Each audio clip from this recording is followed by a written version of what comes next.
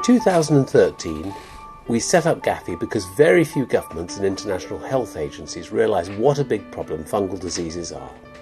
Since then, GAFFI, its educational partner Life Worldwide, and local experts have estimated the number of serious fungal diseases in over 70 countries for over 80% of the global population.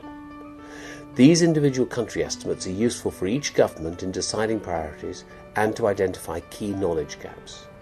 GAFFI has organically grown a national ambassador program from these interactions.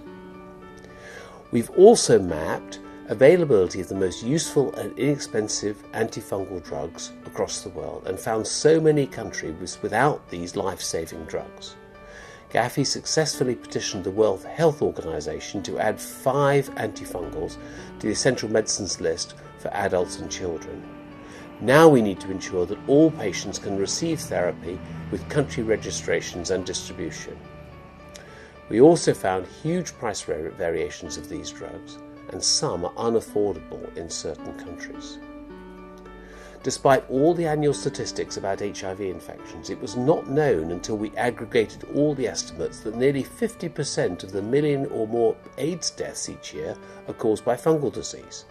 There's been a big focus on TB and hepatitis co-infections in AIDS, yet very little effort has gone into the biggest avoidable killer, fungal disease.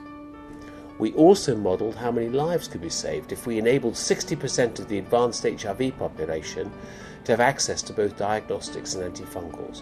1.6 million people over 5 years could be saved. And those who are dying are only 35 years old on average, much too young. So GAFFI has started one national diagnostic programme to demonstrate how to rapidly deliver fungal diagnostic testing and improve survival. In Guatemala, there's a network of HIV clinics and hospitals. After several educational sessions, partly online and with a rapid sample delivery system, the Associación de Salud Integral is providing diagnostics to the whole country, supported by the National Reference Laboratory in Madrid.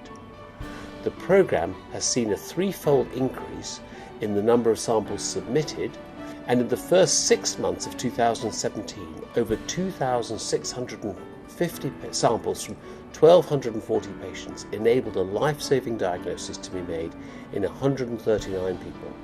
That is 11% of those tested. Expansion of the programme to pneumocystis pneumonia soon will increase the diagnostic yield further. So now, GAFFI will continue to implement its 95-95 by 2025 roadmap, with planned diagnostic country programs in Kenya and Uganda, supporting focused efforts on TB-like fungal infections, focusing on the most disfiguring skin fungal diseases, mycetoma and chromoblastomycosis, and also on fungal keratitis, which may lead to as many as 1 million blind eyes each year. GAFFI is working with both diagnostic and generic antifungal companies to improve their efforts on improving sustainable access at realistic pricing, and with governments on procurement. GAFFI is enormously grateful to its many donors, supporters, country ambassadors, senior advisors and board members. We've made considerable progress over the last 4 years. There is still much to do. GAFFI is committed to delivering on its 10-year roadmap. Here, we're marking progress at 2 years.